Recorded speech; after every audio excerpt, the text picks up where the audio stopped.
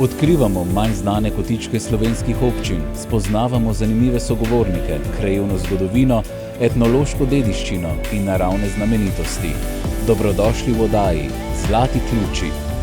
Ingrid vsak teden v 3 oddajah išče namige in zlate ključe, na katerih so uganke za gledalce. 3 oddaje, 3 uganke, 3 besede, ki tvorijo nagradno geslo. Tega pošljete na našo Facebook stran in tako sodelujete v nagradni igri. Če ste pustolovci po duši in iščete idejo za izlet ali oddih, se nam pridružite v odkrivanju Slovenije.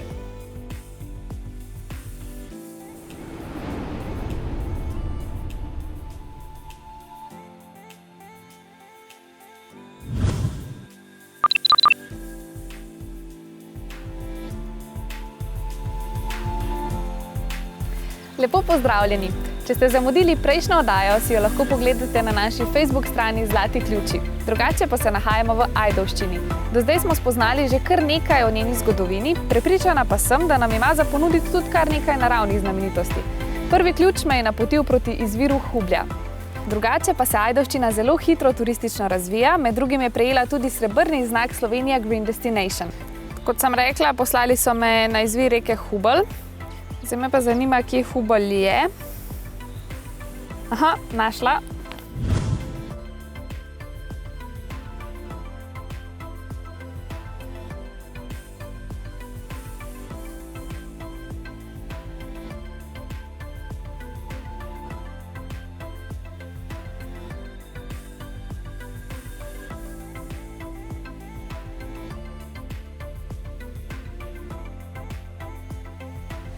Živjo! Moje ime je Ingrid, sem so me poslali iz muzeja proti izviru Hublja. Predvidevam, da je to to. To je to, ja. Zdaj ga vidimo v zelo okrnjeni obliki, ker je malo manj padavin bilo zadnje čase. Ko je pa dosti padavin, je ta stvar dosti bolj pompozna. Zdaj, če pogledamo malo više gor, vidimo še vhod v eno od jam in s tem ven bruha voda. In tukaj ponavadi tudi zelo dosti ljudi tukaj pride opazovati vsakeč to. Tukaj vidimo izvir, do kje pa teče reka? Reka teče od tukaj do Ajdovskega polja, kjer se potem izlije v reko Vipavo. Zdaj, reka Hubelj je tudi, bomo rekli, vir življenja v Ajdovščini, tako se je tudi vse skupaj začelo. Ko so Rimljani postavili utrdbo tukaj med reko Hubelj in potokom Lokavščkom, tako so se tudi zaščitili. Oni so jo imenovali mrzla reka, tudi zelo mrzla je, ko pride ven, ima, mislim, da je okrog 6-7 stopinj in se do Ajdovščine se gre do maksimalno 11-13 stopinj, tako da je tudi fajn za poleti zaplavati, če se hočemo fajn ofrišati. Ja, oni so jo postavili tako, da so se zavarovali. Kasneje pa, ker se je začela pol ta industrijska revolucija, so pa izrabili moč reke tudi za gospodarstvo, se pravi za razne mline, za elektrarne in tudi fužine, katerih predlagam, da si gremo ogledati. Kar pojdiva.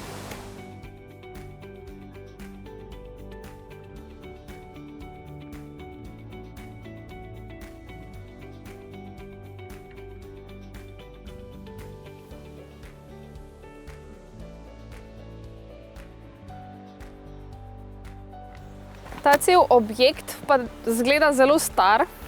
Ja, v bistvu tukaj je že več kot 450 let, ko je cesar Ferdinand izdal pravico, da so lahko tukaj postavili te prve 2 plavža. Zdaj, reka Hubelj je hudournik in jim je cel čas malo nagajala. Kot smo videli zdaj, je bila malo manjša, pride malo več deževja, je bilo malo več in so cel čas imeli malo problemov s tem. Tako da je bilo tako zelo problematično za njih tukaj delati. Kaj pa je bila nasplošno funkcija teh fužin? Tukaj so predelovali železovo rudo v železo, tako da tukaj so jo vozili iz Trnovskega gozda, so pridobivali rudo, ki sicer ni bila najboljše kakovosti, in jo tukaj pol predelovali v železo. Tukaj tudi vse skupaj je bilo postavljeno zelo blizu Trsta in glavnih prometnic, tako da jim je iz tega vidika je bilo za njih fajn, da so bili čim bližje potem tem prometnicam in zato je ta stvar bila tudi ustvarjena tukaj. Tudi pogoji so bili kolikor toliko uredni. Ne. Do kdaj pa so potem obratovale? Fužine so obratovale s prestanki vse do 18. 19. stoletja. No, tako, samo vmes se je ustavilo, pa so potem novi lastniki spet zagnali, pa se je spet ustavilo, pa so spet zagnali, pa so pa vse skupaj opustili, ker ni bilo več rentabilno. Je pa treba povedati, da zdaj iz Ajdovščine vodi tukaj zelo lepa cesta gor in nam se zdi zelo preprosto priti do sem, ko so pa vse skupaj štartali, je pa bila zelo nevarna pot do sem in so tudi se je govorilo, da je v bistvu bilo zelo dost nesrečno na poti do Fužin in ajdovskih, tako da po mojem so tudi imeli, ja, zato zaradi tega malo problematičen tudi odvoz na konec koncev. Greva jih malo bližje pogledati? Dajmo si pogledati.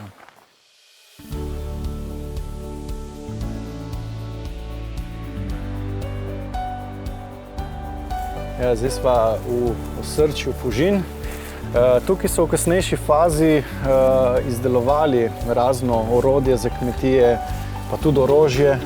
In kot največja, po mojem, zanimivost je tudi za gondole, vesla za gondole v Benetkah, ne, tako da so kar bili podjetni. Tako da jaz predlagam, da zdaj si gremo po temu ogledati še eno, saj po mojem mnenju, najlepšo naravno znamenitost Vipavske doline. Ki pa je? Otliško okno. Bomo šli pa malo više gor, v Trnovski gozd. Komaj čakam, da vidim razgled. Super.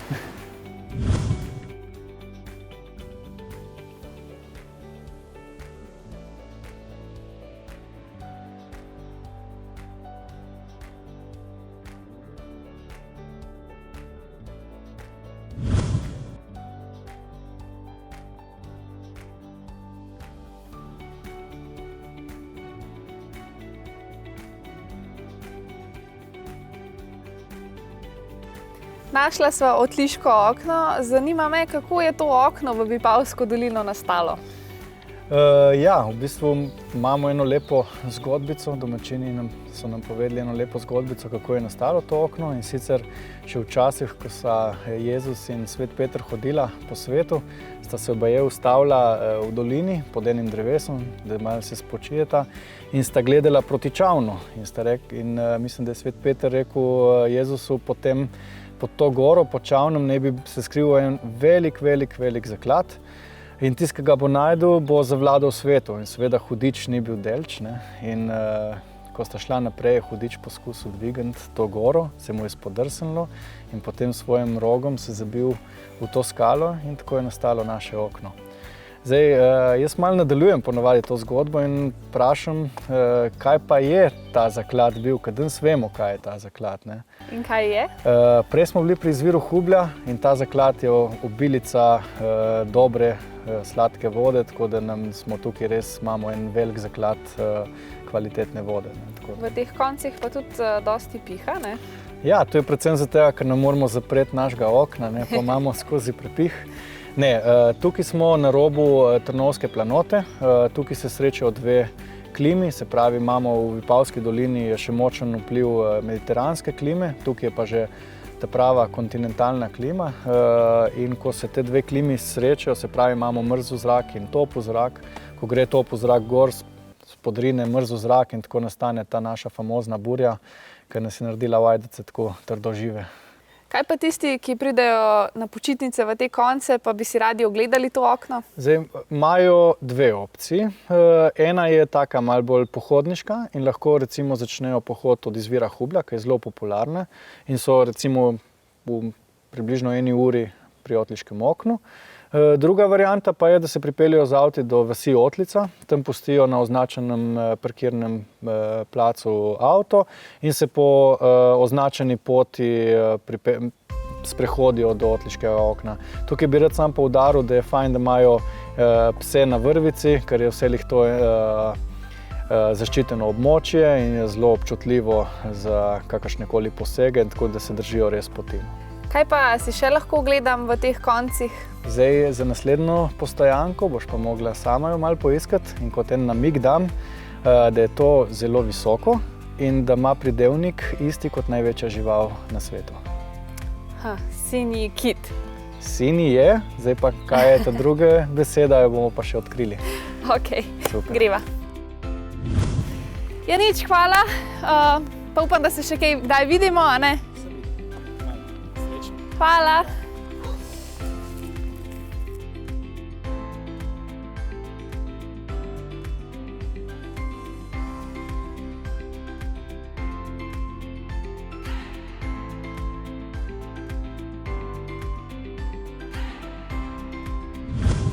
Glede na Janijev namig sem ugotovila, da moram na Sinji vrh. To območje pa je znano po dobrih sirih, tako da upam, da me čaka kakšno kulinarično presenečenje.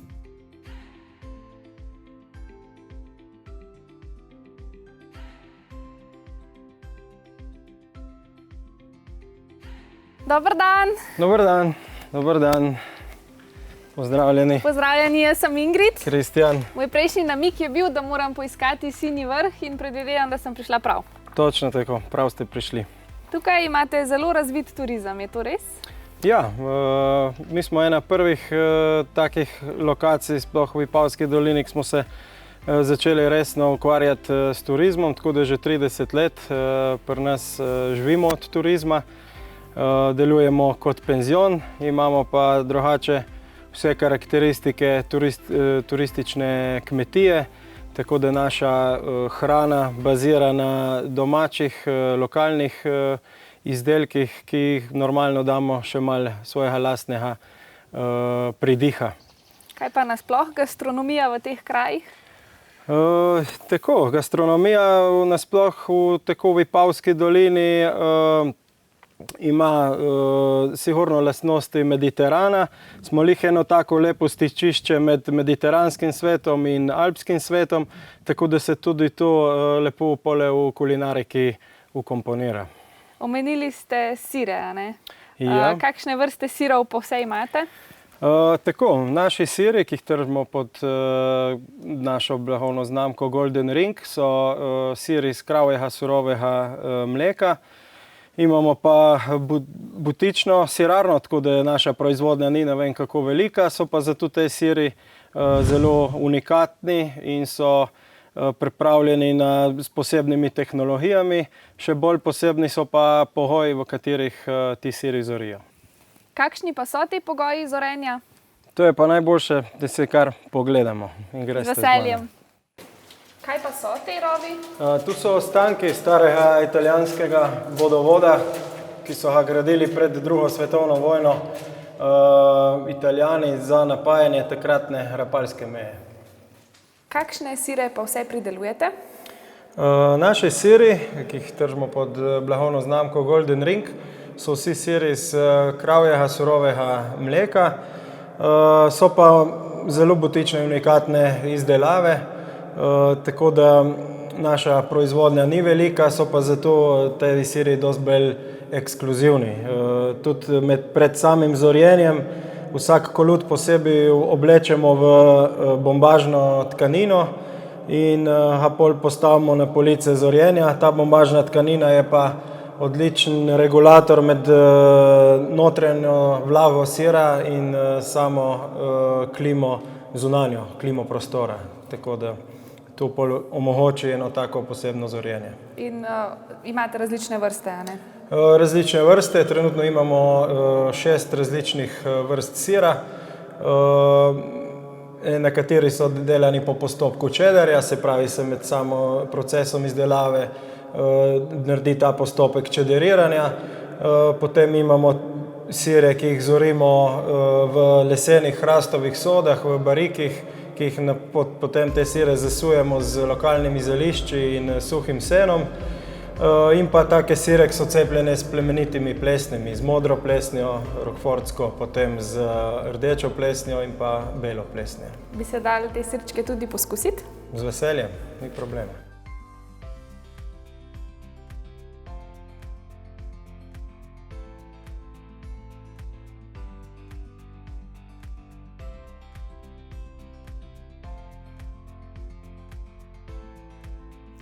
Prej po poti sem opazila veliko kolesarjev. Pridejo sem za en dan ali tudi za več? Kar za več dni. Mi imamo 12 sob, tako da imamo kar nekaj kapacitet za prenočitve in zadnje leta je kar dosti teh kolesarjev, pa jadralnih padalcev, pa tudi ostalih turistov, ki pridejo tako in drugače raziskovati Vipavsko dolino. Zdaj si pa že res želim probati ta vaš sirček. Lahko, samo najprej morate ključ poiskati. Torej me tukaj čaka še drugi zlati ključ. Tako, v eni izmed naših sob. Aha, tam.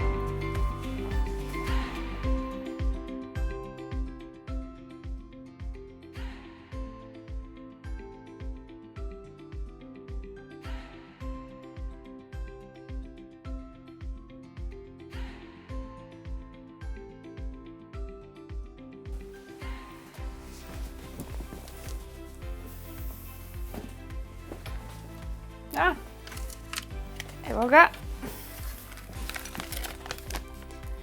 Ingrid, upam, da si se naužila naravnih lepot Ajdovščine in izvedela kaj novega v Fužinah. Prepričan sem, da uživaš v raziskovanju teh krajev. Preden te pošljem na nadaljnje dogodivščine, pa je tukaj še drugo vprašanje za gledalce. Po kateri pijači je znana Vipavska dolina? Ti pa pojdi tja, kjer se Hubelj izliva v Vipavo. Priznam, da se v teh koncih Slovenije počutim prav prijetno. Sem bi zagotovo prišla na večdnevni dopust. Ajdovščina ponuja prelepo pokrajino, več kulturnih in naravnih znamenitosti. Našli smo pa tudi že drugi ključ. Uganko, ki vam jo je zastavil, lahko najdete na naši Facebook strani, tam pa tudi najdete vse podrobnosti za nagradno igro.